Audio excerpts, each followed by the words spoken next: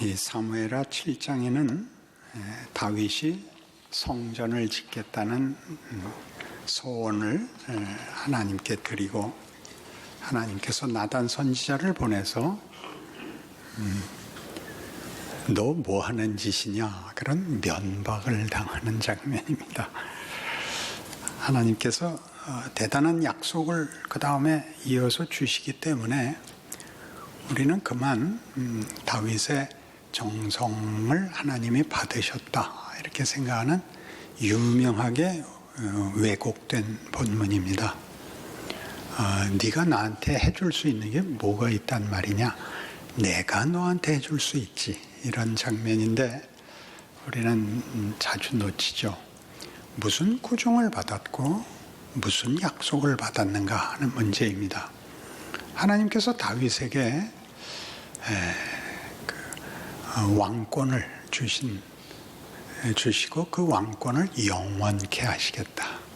네 자손들이 뒤를 이을 것이며 사울에게서 한 것 같이 잘못해도 취소하지 않겠다. 이런 약속을 주셨기 때문에 우리는 너무 쉽게 다윗의 그 생애가 이런 그 정성이 하나님께 통하고 그 진심이 보상을 받는다 이렇게 이해하게 됩니다. 그리고 이 뒤에 일어나는 8장, 9장, 10장에서 다윗은 모압, 블레셋, 암몬, 또 아람 이런 여러 나라를 패퇴시키고 그 국력을 신장시키며 그 위엄과 명예를 주변 국가들에게 이렇게 높이 확인시킵니다. 그리고 밧세바 사건이 나오는 것입니다. 그러니 이 순서를 놓치시면 안 됩니다. 밧세바 사건은 다윗의 생애에서 우리가 알던 다윗, 순종하고 진실하고 인내하고 정성을 바쳤던 우리가 아는 위대한 다윗의 모든 우리가 아는 덕목들의 찬물을 끼얹는 장면입니다. 파국을 맞게 되죠. 다윗이 알고 있던 인생이 다 깨지고 뒤집어 엎어지고 내동댕이 쳐지는 것입니다. 그리고 그 후는 많은 사람들이 이렇게 잘못 이해하듯이 진실한 신앙생활을 해서 하나님께 복을 받았으나 죄를 짓는 바람에 말년엔 고생하고 끝났다라는 식으로 잘못 전달이 되고 있습니다. 그 말년이 나옵니다. 반란을 겪고 또 인구조사 잘못하는 실수도 나오고 그럽니다. 그러나 성경이 하고 싶은 얘기는 그 앞엔 얘기가 전부가 아니고 뒤엔 얘기가 본론이다 이렇게 얘기하는 것입니다. 우리로서는 선뜻 이해되지 않는 것이지요. 그 결혼에 대해서 제가 이 다윗을 이해시키기 위하여 비유를 든 적이 있는데, 결혼은 대부분의 경우 한 남자와 한 여자가 사랑하여 모든 역경을 극복하고 그 사랑을 결실하는 것입니다. 그 결실이 이제 모든 역경을 극복하여 결과된 다음에는 그 열매를 누리는 그 행복이 있으리라고 생각하지만, 여러분 현실에서 보는 바와 같이 결혼 전과 결혼 후는 비교할 수 없이 후가 힘듭니다. 그땐 눈에 뭐가 씌워서 그런 것이고, 이제 정신을 차리고 보니 사망의 음침한 골짜기에 들어온 것입니다. 이게 뭐냐? 내가 결혼을 잘못한 것이냐? 그렇지 않습니다. 결혼 전에는 담아낼 수 있는 것이 진심, 열정밖에 없습니다. 결혼 후가 돼야 지혜, 분별, 관용, 경험, 무게 같은 것을 담게 됩니다.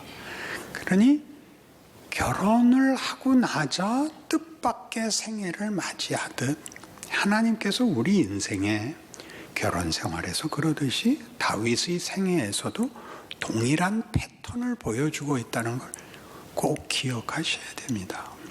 다윗은 여기서 망하는 게 아니라 우리가 알고 있던 다윗, 우리가 칭찬했던 다윗, 다윗의 최선, 다윗의 진심이 그 다음 국면으로 가기 위하여 어떻게 디딤돌, 도움닫기에 불과한가를 알게 됩니다. 이것이 도움닫기고 그 후의 인생이 앞이 본문이 아니고 이 뒤를 위하여 앞이 있었다. 앞이 뒤를 만드는 것이 아니라 앞이 깨지지 않고는 뒤까지 나올 수 없다. 라고 성경이 말하는 것을 따라올 수 있게 됩니다. 그러니 중요하죠. 이 해석이 왜요? 여러분들이 앞이 깨졌는데 뒤는 도착한 데가 없으니까 이제 우리가 어디에 인도되어 왔고 왜 우리가 기대한 것과 다른 인생을 살아야 하는지에 성경 본문을 우리가 따라갈 수밖에 없습니다. 다윗이 그 후가 더 놀라운 생애였다는 것은 앞에 있었던 것들이 덕목, 그러니까 그는 순종하는 사람이었죠. 사울의 불순종과 대조되고 있고 또 신앙심이 좋은 사람이었습니다. 너는 내게 칼과 창으로 나오지만 나는 만군의 여호와의 이름으로 네게 가노라라는 진심을 갖고 있습니다. 순도 100%, 24K를 지나서 240K.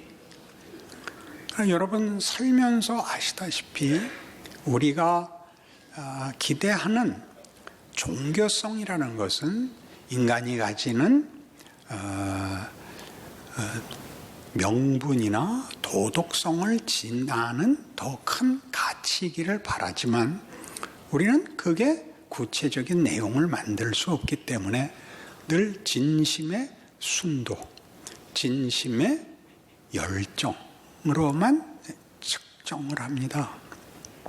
울면서 기도한 게 그냥 한 것보다 나을 것 같고 굶고 기도한 게 더 나을 것 같고 잠을 안 자고 기도한 게 더 나을 것 같지 실체 그렇게 진심이 무슨 내용을 진심으로 갖고 있느냐 어디로 가는 진심이냐라는 방향 분별 내용은 늘 막막하고 모호한 법입니다.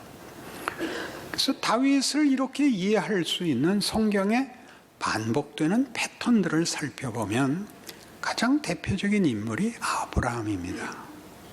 아브라함은 하나님께서 느닷없이 나타나셔서 내가 너로 큰 민족을 이루려 하니 너는 네 본토 친척 아비집을 떠나라 라는 명령을 받습니다.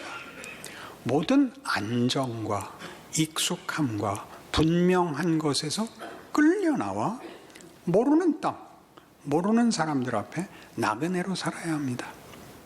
그는 늘 불안에 떨어야 했고 기근이 들어 애굽으로 내려가고 바로에게 밉보일까 봐 아내를 너희 동생이라고 속이고 하는 인생을 살게 됩니다. 그는 믿음의 조상입니다. 그러니 믿음의 조상이라는 것은 믿음으로 출발했다는 얘기가 아니라 아브라함의 생애를 제대로 이해해야 믿음이 뭔지를 알게 되죠. 믿음은 하나님이 일하시는 방법입니다. 우리에게 요구하는 내용입니다. 하나님의 방법이며 우리에게 하는 요구입니다. 그것이 근거가 되거나 시작이 되는 것이 아니라 하나님이 시작하여 완성하는 하나님의 백성들에게 요구하는 중요한 본질, 실체입니다. 그래서 아브라함은 가장 중요하게 이삭을 바치는 사건에서 하나님이 아브라함에게 전생에 걸쳐서 무엇을 만드셨는가가 확인되는 겁니다. 인정을 받는 것이 아니라 우리에게 그렇게 말하는 것입니다. 아브라함이 믿는 하나님은 이런 하나님이다. 100살에 난 아들도 기꺼이 바칠 수 있는 하나님이다. 하나님이 무리한 요구를 하거나 말이 안 되는 요구를 하는 걸 듣는 것이 아니라 우리의 이해, 우리의 가치, 우리의 상상을 벗어나는 기꺼이 순종할 만한 대상이다 라는 차원에서 아브라함은 믿음의 조상이 되는 것입니다. 그러니까 여러분이 겪는 지금의 신자된 현실에서의 어떤 막막함과 어떤 불안과 의심들과 불만은 다 따지고 보면 아브라함의 생애를 사는 것입니다. 하나님이 이미 찾아오셨고 동행하시고 여러분이 사는 내내 여러분과 만나는 사람들 앞에 하나님의 복이며 임재며 권능이 되고 너를 축복하는 자는 내가 복을 내리고 너를 저주하는 자는 내가 저주하리라 속에 있습니다. 그러나 그 결과와 완성은 이삭을 바칠 때까지 많은 시간과 기회로 그 과정이 만들어져 가는 것이죠. 여러분은 어디쯤 왔을까요? 애굽에 내려왔을까요? 롯을 구하러 갔을까요? 지금 여러분은 어디쯤 왔을까요? 여러분들의 불만은 어디 있죠? 아직도 안심과 확신 그리고 기쁨과 평안이 없다는 데 있죠. 아브라함도 그랬습니다. 이삭 잡으러 갈 때 춤추지 않았습니다. 그러나 순종하는 데까지 왔었지요. 같은 일이 모세에게도 일어납니다.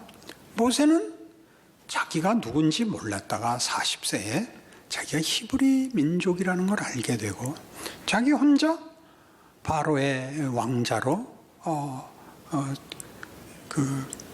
자신의 지위와 인생을 그냥 누리고 살 수 없다는 그 마음 깊은 애국심, 애족심, 또 신앙심이 생깁니다.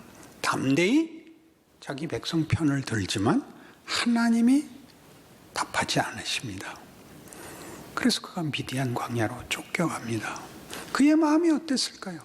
내 진심을 받아주시지 않는 하나님, 내 모든 것을 걸고 하나님의 종으로 살기로 했으나 백성도 물론 외면했고 하나님도 답이 없습니다.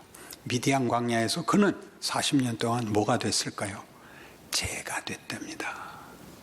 그 가슴이 녹아버렸답니다. 애간장이 다 탔답니다. 그때 부르십니다. 모세의 반응이 뭐였죠? 하나님, 어떻게 일을 거꾸로 하십니까? 이런 법이 어디 있습니까? 나는 스스로 있는 자니라 아닙니까? 내가 하나님이다. 내 방법, 내 때가 최선이다. 네 방법, 네 이해가 조건 아니다. 우리를 혼란시키는 걸까요? 아니요. 도약해 하고 비약해 하고 우리의 상상을 넘어서는 하나님의 목적이 있기 때문입니다. 다윗도 여기서 무너지는 거죠. 다윗은 밧세바 사건을 통하여 아무 할 말이 없게 됩니다. 오죽하면 우리가 다윗을 논할 때는 주일학교 다닐 때만 골리앗을 물리친 다윗이지 철들어서는 그 얘기 안 합니다. 밧세바 사건이 너무 커서 골리앗 죽인 것 같은 거는 일도 아닌 것입니다. 그걸로 밧세바 사건을 덮어버릴 수가 없습니다. 그러나 이것이야말로 다윗이 은혜의 대표가 되는 가장 큰 하나님의 방법이었습니다. 우리의 기대와 만족을 깹니다. 마태복음 1장 1절에 의하면 신약은 이렇게 열립니다. 아브라함과 다윗의 자손 예수 그리스도의 족보라. 세계라는 말은 족보라는 뜻입니다. 예수 그리스도는 이 족보 속에 들어오십니다.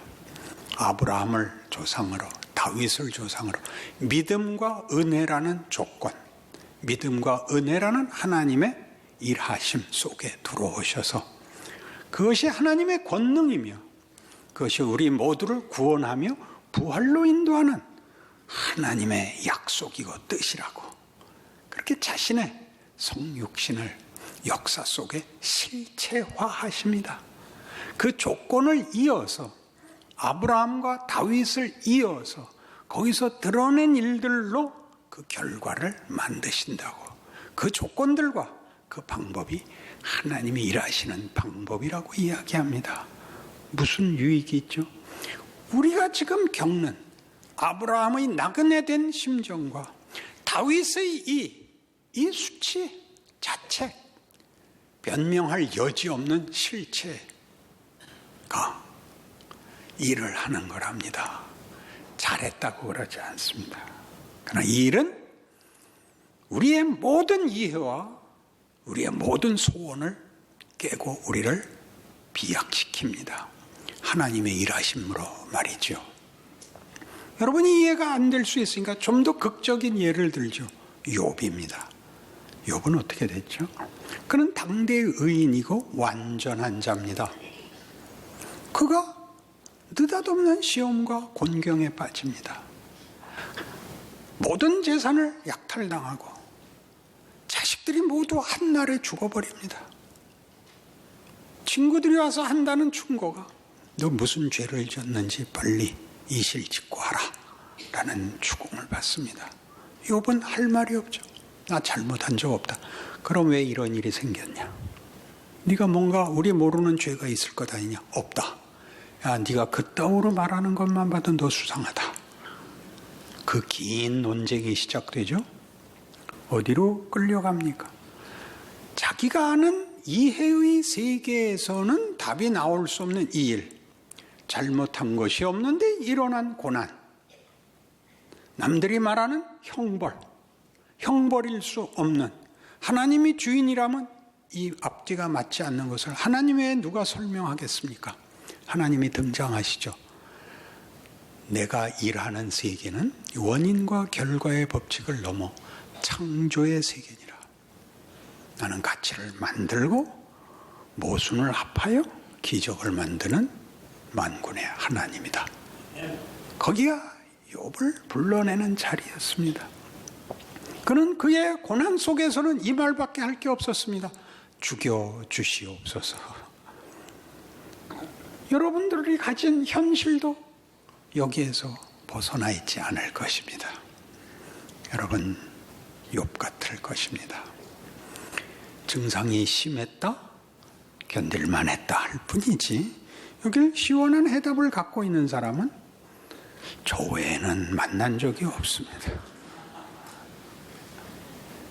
바울은 어땠습니까? 바울은 하나님을 믿는, 하나님의 약속을 기다리는 사람으로 신실하게 신앙을 지키느라고 예수와 예수 믿는 자를 박해합니다. 다메섹 도상에서 예수께서 그를 만나 주시고 그를 박살을 냅니다.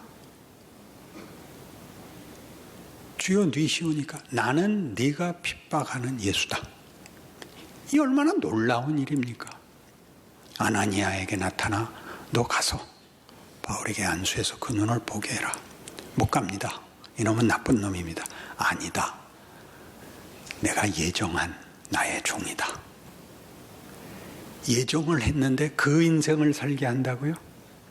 실제로 바울은 그의 생애에서 그가 맡은 일이 너무 크기 때문에 하나님이 그에게 이런 과거를 줬을 뿐만 아니라 고린도후서 12장에 나타나는 바와 같이 사단의 가시를 그 육체에 줍니다. 주께 간구합니다. 복음을 위하여 이것을 빼달라고. 복음을 전하는데 방해가 된다고. 주께서 주신 답은 내 은혜가 네게 족하다였습니다. 이는 내 능력이 약한 데서 온전하여짐이라. 우리는 이해할 수가 없습니다. 그러나 생각해 보십시오. 우리의 이해가 구하는 기도의 내용을 보십시오. 여러분의 모든 기도는 여기에 집중되어 있습니다. 하나님, 큰 거 요구하지 않습니다. 그저 손가락질 받지 않고 욕먹지 않고 살게 해주시고 자식들 속썩이지 않게 해주시면 저는 만족입니다. 저도 양보할 테니 하나님도 요만큼은 들어주십시오. 제가 무슨 욕심을 냈겠습니까? 다시는 찾아올 일 없게 해주시옵소서. 거기에 다 집중되어 있잖아요. 하나님이 뭘 만드는지 우리는 모릅니다. 왜 우리의 구원을 십자가로 하셨는지 모릅니다. 그리고 우리 늘 이 불만, 하나님이 하나님의 뜻을 이루기 위하여 우리로서는 말이 안 되는 모순, 말이 안 되는 고통을 겪게 하신다. 고통이 어떻게 이걸 만드느냐? 하나님이 하신답니다. 그리고 그것은 고통이 아니라 하나님의 기적이랍니다. 권능이랍니다. 여기를 고쳐내지 못하면 신자의 인생은 늘 답답할 수밖에 없습니다. 성경의 약속은 이렇게 되어 있습니다. 에베소서 1장 늘 외우고 기억하셨으면 좋겠습니다. 3절 사도 바울은 복음을 이렇게 선언하죠. 1장 3절 찬송하리로다.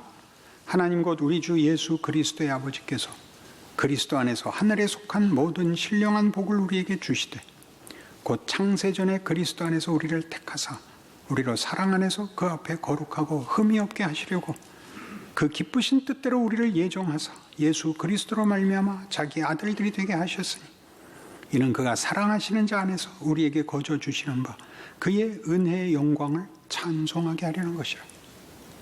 하나님이 우리의 찬송이 되시겠다는 것은 하나님의 거룩하심, 위대하심에 대한 우리의 항복을 말합니다. 그리고 우리의 항복은 굴욕을 의미하지 않습니다. 그 영광을 알아보는 존재를 말합니다. 뭐가 명예인지 아는 것, 뭐가 영광인지를 아는 존재로 우리를 불렀다고 얘기합니다.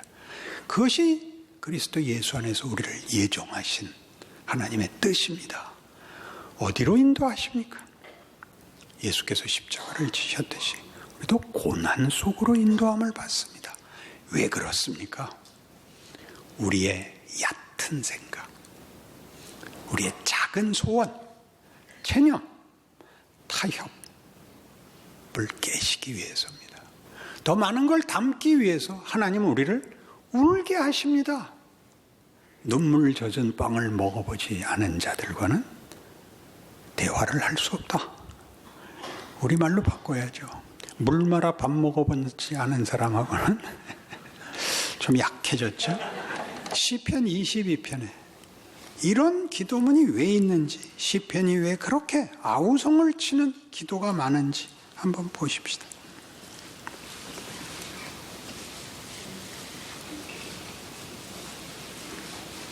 22절부터 봅니다. 내가 주의 이름을 형제에게 선포하고 회중 가운데서 주를 찬송하리이다. 여호와를 두려워하는 너희여 그를 찬송할지어다. 야곱의 모든 자손이여 그에게 영광을 돌릴지어다. 너희 이스라엘 모든 자손이여 그를 경외할지어다. 그는 곤고한 자의 곤고를 멸시하거나 싫어하지 아니하시며 그의 얼굴을 그에게서 숨기지 아니하시고 그가 울부짖을 때 들으셨도다. 큰 회중 가운데서 나의 찬송은 주께로부터 온 것이니 주를 경외하는 자 앞에서 나의 소원을 갚으리이다. 겸손한 자는 먹고 배부를 것이며 여호와를 찾는 자는 그를 찬송할 것이라. 너희 마음은 영원히 살지어다. 땅의 모든 끝이 여호와를 기억하고 돌아오며 모든 나라의 모든 족속의 주의 앞에 예배하리니 나라는 여호와의 것이요 여호와는 모든 나라의 주제이심이로다. 이건 우리 마땅히 잘 알고 있는 어떤 이해입니다. 하나님의 광대하심, 하나님의 구원, 하나님의 통치를 우리 다 알고 있습니다. 그러나 이것은 우리 오늘 다룬 것과 같이 이런 파국을 겪고 우리의 소원과 작은 만족을 꺾고 만들어내시는 하나님의 모습, 하나님의 진실, 그리고 우리의 영광을 합쳐서 나온 고백입니다. 이어 나오는 말씀을 보시겠습니까? 세상의 모든 풍성한 자가 먹고 경배할 것이요 진토 속으로 내려가는 자 곧 자기 영혼을 살리지 못할 자도 다 그 앞에 절하리로다. 진토 속으로 내려가는 자, 자기 영혼을 살리지 못할 자도 그 앞에 절할 것입니다. 여러분은 진토 속에 있거나 자기 영혼이 희망이 없다고 생각하신 적이 있으시겠죠? 그 그 모든 것이 하나님의 영광에 대하여 장애물이 되지 않을 것입니다. 그리고 거기가 운명으로 끝나지 않을 것입니다.